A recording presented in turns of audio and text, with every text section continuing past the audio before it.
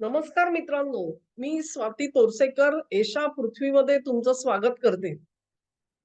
इस्लामी जगतामध्ये ब्रदरहूडचं काय स्थान आहे हे नव्याने सांगण्याची अजिबात गरज नाहीये. हा ब्रदरहूडचा जो सगळा इतिहास आहे, हा इतिहास अतिशय ताजा आहे. खरं म्हणजे ब्रदरहूडला थोडीशी बॅकसीट वरती गेलेली ही ब्रदरहूड जी आहे, ती पुन्हा एकदा जगाच्या व्यासपीठावरती पुढे आणण्याचं काम हे अमेरिकन अध्यक्ष बराक ओबामा यांनी केलं. अमेरिकेने आशीर्वाद दिले आणि संपूर्ण मध्य पूर्वेमध्ये एकच लाट आलेली होती अरब स्प्रिंगची. तुम्हाला आठवत असेल अरब स्प्रिंग नावानी सर्वत्र उठाव होत होते आणि या उठावांच्या मागे मुस्लिम ब्रदरहूड होती आणि तिला आशीर्वाद अमेरिकेचा होता. अमेरिका म्हणण्यापेक्षा सुद्धा बराक ओबामांचा होता. आणि मग अशा पद्धतीने अमेरिकेच्या आशीर्वादाने इजिप्तमध्ये सुद्धा तहरीर चौकामध्ये ही आंदोलनं झालेली होती 2011 साली. नेमक्या त्याच वेळेला भारतामध्ये सुद्धा आंदोलनं चाललेली होती भ्रष्टाचाराच्या विरोधामध्ये आणि त्याचा संबंध जो आहे तो या तहरीर चौकाशी जोडला जात होता. या सगळ्या आंदोलनापासून तेव्हा भाजप हा त्या आंदोलनामधल्या लोकांच्या भावना तर जरूर समजून घेत होता आणि त्याच्याशी तादात्म्य पावलेला होता. परंतु आंदोलनकर्ते जे होते त्यांच्या मात्र सोबत उघडपणे जाण्याचं भाजपने टाळलेलं होतं. आणि त्याचं कारण काय आहे हे मी आता जे तुम्हाला सांगतेय त्याच्यावरून तुमच्या लक्षात आलं असेल, की तहरीर चौकासारखी तिथे जे काय झालं आणि त्याच्या मागे मुस्लिम ब्रदरहूड होतं. या सगळ्याचा परिपाक एकच झाला, की इजिप्तमध्ये मुस्लिम ब्रदरहूडचं सरकार आलं आणि मग त्यांनी अशा पद्धतीने देशाचा कारभार हाकायला सुरुवात केली, की तिथे तिथल्या सैन्याला बंड करावं लागलं आणि देशाचे जे सगळे सर्वाधिकार आहेत ते आपल्या ताब्यात घ्यावे लागले. आजचे जे अल-सिसी तिथे बसलेले आहेत, ते अशा पद्धतीने बंड करून सत्ता हाती घेतलेले नेते आहेत. या अल-सिसींना कायम कधी कुठे ना कुठेतरी अ, अडचणीत आणण्यासाठी, कचाट्यात सापडवण्यासाठी तिथली मुस्लिम ब्रदरहूड जी आहे, ती टपून बसलेली असते. ते अजूनही त्यांच्या हातून सत्ता गेली म्हणून कुठेतरी गलित गात्र होऊन बसलेले नाहीयेत. ते आक्रमकच आहेत आणि ते अशा प्रकारे सरकारच्या प्रयत्नांमध्ये कायम अडथळे आणण्याचा प्रयत्न करतात. इजिप्तची जी कथा आहे, ती वर्षानुवर्ष अशा प्रकारे जी त्याची ससेहोलपट झाली आहे, त्याच्यामुळे आज एक आर्थिक दैन्यावस्था इजिप्तला आलेली आहे. आणि ही जी दैन्यावस्था आलेली आहे, त्याच्यामधून बाहेर पडायचं, हे अत्यंत एक अग्निदिव्य आहे. हे अग्निदिव्य जर का अल-सिसी करू शकले, तर त्यांच्या सरकारवरती सामान्य माणसाचा विश्वास बसू शकेल आणि अखेरीस मुस्लिम ब्रदरहूडचा कायमचा बंदोबस्त करता येईल. परंतु हे करायचं तर अल-सिसींना बाहेरची मदत लागते. आता बाहेरची मदत म्हणजे कोणाची मदत घेणार ते? IMFची मदत घेणार. पण IMF कोण रन करतं? IMF अमेरिका रन करते आणि अमेरिकेचं प्रेम कोणावरती आहे? तर ते मुस्लिम ब्रदरहूडवरती आहे. तेव्हा मग हे IMF जे आहे ते जसे पाकिस्तानला अटी घालत होते, तसेच ते इजिप्तला सुद्धा अटी घालतायत. ते ज्या पद्धतीमध्ये अटी घालण्याचा प्रयत्न करतायत, ते जर का पावलं उचलली, तर इजिप्तमधली जनता जी आहे, ती अधिकाधिक बिथरत जाईल सरकारच्या विरोधामध्ये आणि नेमकं हेच अल-सिसींना टाळायचं आहे. आजच्या घडीला असं म्हटलं जातं, की इजिप्तची अवस्था इतकी वाईट आहे, की सध्याच्या परिस्थितीत जवळ-जवळ 40% महागाई वाढलेली आपल्याला तिथे दिसते. तेव्हा बिकट परिस्थितीमधून सरकार जातंय, तिथली जनता जाते आहे आणि मग अखेरीस जर का तिथे पुन्हा एकदा मुस्लिम ब्रदरहूड यशस्वी झाली, तर ती पुन्हा एकदा इस्लामी जगताला डोईजड होऊन जाईल. कारण ती जी काही एक वावटळ निर्माण होईल आणि ती अनेक देशांमध्ये आपला प्रभाव दाखवू शकेल. तेव्हा ते तिथे रोखण्याची गरज होती आणि हे पाश्चात्यांना कळणारच नाही कधी. त्यांनी संपूर्णपणे स्वतःच्या युरोपियन देशांच्या वरती मी एक व्हिडिओ केलेला होता, की ते त्या सगळ्या विळख्यामध्ये सापडलेले आहेत, परंतु त्यांना अजून वाट सुधरत नाही. परंतु ती परिस्थिती मध्य पूर्वेची मात्र नाही. मित्रांनो, मोहम्मद बिन झायद अ, अल नह्यान हे जे नेते आहेत UAEचे म्हणजे संयुक्त अरब अमिरातीचे, त्यांचं त्यांच्या दूरदृष्टीसाठी अनेक प्रकारे मी अनेक वेळेला कौतुक केलेलं तुम्ही ऐकलं असेल. हे जे बिन झायद आहेत, मोहम्मद बिन झायद किंवा त्यांचं नाव MBZ असं त्यांना म्हटलं जातं. ते आज इजिप्तच्या मदतीला धावून गेलेले आहेत. इजिप्तच्या मदतीला ते अशासाठी धावून गेलेले आहेत, की तिथे एक अत्यंत अतिशय सुंदर असलेली एक किनारपट्टी आहे आणि त्या किनारपट्टीचं नाव आहे रास अल हिकमत. रास अल हिकमत ही जी रास अल हिकमा ही नावाचा हा जो एक पट्टा आहे, जवळ-जवळ 50 किलोमीटरचा एक पट्टा आहे आणि या पट्ट्यामध्ये अतिशय सुंदर अशी समुद्र किनारा आहे आणि तिथे अनेक स्पॉट असे आहेत, स्थानं अशी आहेत, की जिथे पर्यटन व्यवसाय हा आपल्याला विकसित करता येईल, हे इजिप्त सरकारला माहिती आहे आणि अर्थातच ते संयुक्त अरब अमिरातीला सुद्धा माहिती आहे. तेव्हा त्याचा विकास करा तुम्ही आणि तो विकास करण्यासाठी म्हणून संयुक्त अरब अमिरातीनी इजिप्तमध्ये पैसा ओतावा आणि मग त्यातला 35% जो नफा आहे, तो नफा इजिप्त सरकारला द्यावा. अशा पद्धतीचं एक योजना तिथे आखण्याचं काम चालू होतं.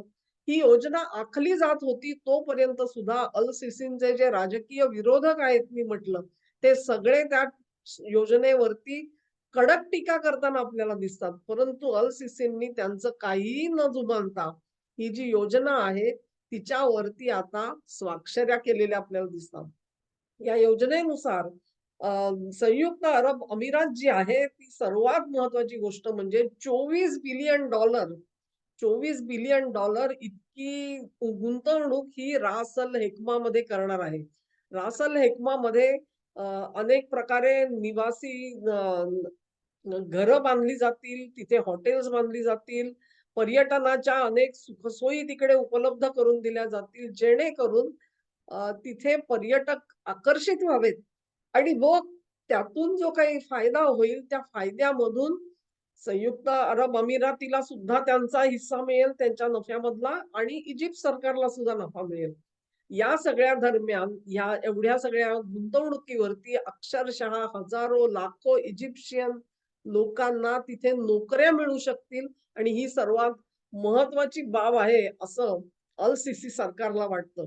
कदाचित इजिप्तच्या जनतेला सुद्धा वाटेल, परंतु त्यासाठी हे जे काही प्रोजेक्ट आहे, ते स्वप्न हे पूर्ततेला नेण्याची गरज आहे आणि ते जर का खरोखरच पूर्ण झालं आणि त्यांनी जे आज ते सांगता आहेत, की ही आमची उद्दिष्ट आहेत, ती उद्दिष्ट ते पुरे करू शकले, तर त्याच्यावरती जनतेचा विश्वास बसू शकेल. हे जे मी $24 बिलियन सांगितले, त्याच्यामध्ये आणखी $11 बिलियन सुद्धा आहेत आणि ते वेगवेगळ्या टप्प्यांमधून इजिप्तच्या तिजोरीमध्ये जाऊन पडतील. ह्याच्यातले पहिले जे 10 ते $15 बिलियन आहेत, ते संयुक्त अरब अमिरात जी आहे, ती इजिप्तच्या बँकेमध्ये ठेवेल आणि हे बँकेमध्ये ठेवलेला जो पैसा आहे, तो आज त्यांच्याकडे मुळातच रोखीच नाहीये. म्हणजे त्यांना जर का काही आयात करायचं झालं इजिप्तला, तर आयात करण्यासाठी जी कॅश लागते, रोखीची रक्कम लागते, ती त्यांच्याकडे उरलेली नाहीये. तेव्हा हे $11 बिलियन जे आहेत, ते इजिप्तने त्यासाठी वापरावेत आणि मग तसे वापरत असतानाच उर्वरित जो पैसा आहे, एक प्रकारची ठेव आहे असं तुम्ही म्हणा आणि मग ती ठेव जी आहे ती फिरवत-फिरवत त्यांना ह्या प्रकल्पासाठी गुंतवणूक करता येईल. हे सगळं जे आपण सांगतो लक्षात घ्या तुम्ही, की त्याच्यामध्ये एकंदरीत इजिप्त सरकार असं म्हणतं, की ह्याच्यामधून जवळ-जवळ $150 बिलियन व्यापार उभा राहू शकेल आणि कल्पना करा, की हे जर का सगळं पूर्णत्वाला गेलं, तर त्याच्यामधून इजिप्शियन जनतेचा तर फायदा होईलच. अल-सिसी सरकारचा सुद्धा फायदा होईल आणि तो फायदा 2 प्रकारे आहे. एक म्हणजे एक गोष्ट क्लिअर आहे, की हा जो करार केलेला आहे त्याच्यामुळे अल-सिसी सरकार IMFकडे जाऊ शकणार नाही, अशी काही तरतूद त्याच्यामध्ये नाहीये. हेही करा, IMFकडे सुद्धा जा आणि जर IMF सांगत असेल, त्या गोष्टी जर का तुम्हाला करता येत असतील, तर तुम्ही जरूर कराव्यात. त्याच्यासाठी संयुक्त अरब अमिरात ही इजिप्तला थांबवत नाहीये. तेव्हा इजिप्तसाठी आपण ज्याला म्हणू, की कुठेतरी त्यांना श्वास घ्यायला उसंत मिळालेली आहे आज. आणि मग IMFच्या ज्या अटी आहेत, त्या थोड्या शिथिल करून घेण्यासाठी जर का निगोशिएशन करायची झाली, वाटाघाटी करायच्या झाल्या, तर त्यांच्याकडे हातामध्ये काहीतरी पैसा आज उपलब्ध राहणार आहे. थोडीशी पत इजिप्तची वाढणार आहे या सगळ्या करारामधून. हा जो सगळा उद्योग आहे त्याला विरोध जरी असला तरी देखील संयुक्त अरब अमिरातीनी सरकारी पातळीवरती हा जो गुंतवणूक आहे ती केलेली नाहीये. तर अबुधाबी मधली एक खाजगी कंपनी आहे, त्या कंपनीने हा प्रकल्प जो आहे तो पूर्ण करण्याचं ठरवलेलं आहे आणि त्या कंपनीच्या मार्फत संयुक्त अरब अमिरात इजिप्तला ही मदत देऊ इच्छित आहे. ह्या सगळ्याचं जे श्रेय जे आहे आणि हे सगळं खरं म्हणजे एम-व्ही-झेड यांनी कशाला करायला पाहिजे असा तुम्ही प्रश्न विचाराल आणि त्याचं उत्तर मी तुम्हाला दिलं, की जर का हे केलं नाही आणि इजिप्तच्या अल-सिसी सरकारची विश्वासार्हता उरली नाही, लोकांमध्ये ते जर का अप्रिय झालं, तर तिथे पुन्हा एकदा अपरायझिंग होऊ शकेल, बंड उठाव होऊ शकेल आणि तो बंड आणि उठाव होणं म्हणजेच मुस्लिम ब्रदरहूडला सत्तेवर आणण्यासाठी दारं उघडी करणं. हे जर का बंद करायचं असेल, तर मग आहे ते अल-सिसी सरकार टिकवलं पाहिजे. त्या सरकारने सुद्धा अर्थात काही बंधनं पाळायला पाहिजेत आणि आपल्याकडचा जो भ्रष्टाचार आहे त्याच्यावरती नियंत्रण आणलं पाहिजे. IMF जे सूचना करता आहे, उपाय योजना सांगता आहे, त्या सुद्धा गैरलागू नाहीयेत. आज इजिप्तच्या मार्केटमध्ये सगळा काळा बाजार आहे आणि काळ्या बाजारामध्ये मिळणारा डॉलर आणि अधिकृतरित्या मिळणारा डॉलर यांच्या दरामध्ये प्रचंड तफावत आहे. एक्झॅक्टली हीच परिस्थिती पाकिस्तानमध्ये काही दिवसांपूर्वी होती. त्यांना IMFनी बाहेर काढलं त्याच्यामधून. तसंच इजिप्तला सुद्धा ते काढू शकतात, परंतु ते त्यांच्या हेतूंवर आणि उद्दिष्टांवरती अवलंबून असेल.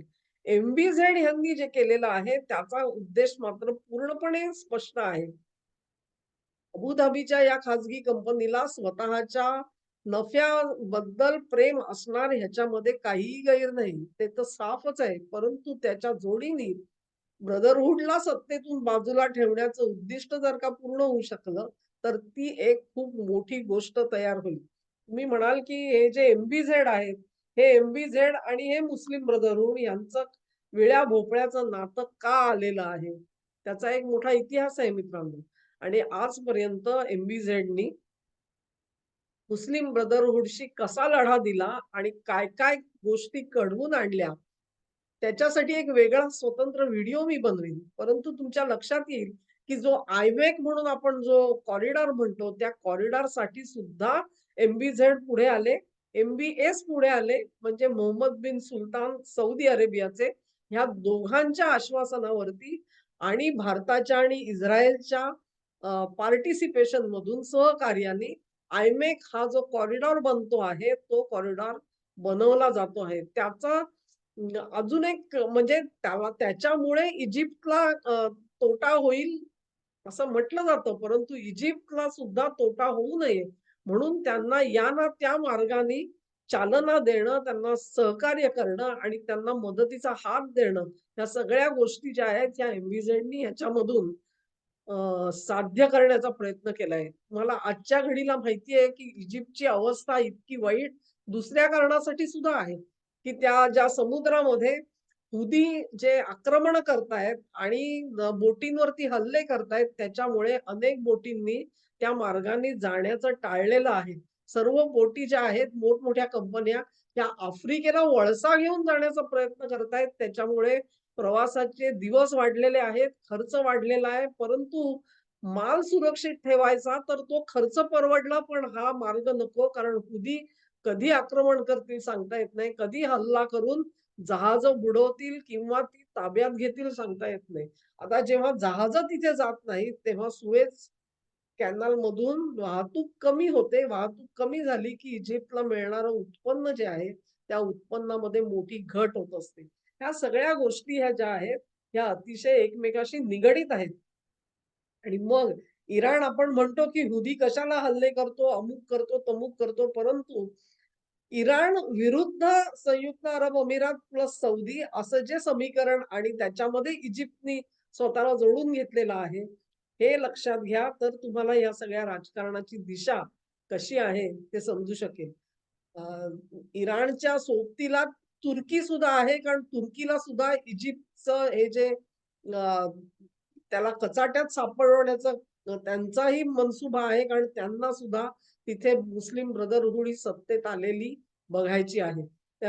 या सगळ्या ज्या हालचाली आहेत मध्य पूर्वेमधल्या ह्या महत्वाच्या आहेत. परंतु खास करून मी म्हणेन, की MBZ यांच्या दूरदृष्टीला आपण सलाम केला पाहिजे. मध्य पूर्वेमधून जर का रॅडिकॅलिझम, कट्टरपंथी इस्लामला डच्चू द्यायचा असेल, तर ह्या सगळ्या गोष्टी आवश्यक आहेत आणि त्या करायला आज ही दोन नेतृत्व पुढे आलेली आहेत. ही महत्वाची गोष्ट आहे. तुम्ही एक छोटासा व्हिडिओ कुठेतरी बघितला असेल, की सौदीचे ते MBS जे आहेत, त्यांना एका पत्रकारांनी विचारलं. त्याच्यावर ते असं म्हणाले, की तुम्ही असं समजू नका, की हा जो सगळा कट्टरपंथ आहे, त्याचा बिमोड करण्यासाठी आम्ही 30 वर्ष घेणार आहोत. 30 वर्ष नाही, आजच्या आज, जे आज शक्य आहे ते आजच्या आज करून या प्रश्नाचा आम्ही निकाल लावणार आहोत. तेव्हा त्यांचा जो रिझॉल्व्ह आहे, त्यांची जे एकंदरीत त्यांनी जो निर्णय घेतलेला आहे, त्याच्या मागे कारवाई करण्याची त्यांनी जी शक्तीपणाला लावलेली आहे, तो निर्धार तुम्हाला लक्षात येईल आणि मग हा जो निर्धार असा असेल, तर मध्य पूर्वेमध्ये नवी पहाट येऊ शकेल आणि कट्टरपंथाला अखेरचा रामराम ठोकता येईल, ह्याच्यामध्ये काहीही आश्चर्य नाही. संयुक्त अरब अमिरातींनी हे जे पाऊल उचललेलं आहे आणि इजिप्तला मदतीची हाक दिलेली आहे, त्यासाठी त्यांचं स्वागत करण्याची गरज आहे. मित्रांनो, हा व्हिडिओ तुम्हाला आवडला असेल अशी आशा करते. तुम्हाला आवडला असेल तर मित्र परिचितांना लिंक जरूर पाठवा. या चॅनेलला सबस्क्राईब करा, व्हिडिओ लाईक करा आणि त्याच्या विस्तारासाठी आपलं सहकार्य द्या. धन्यवाद.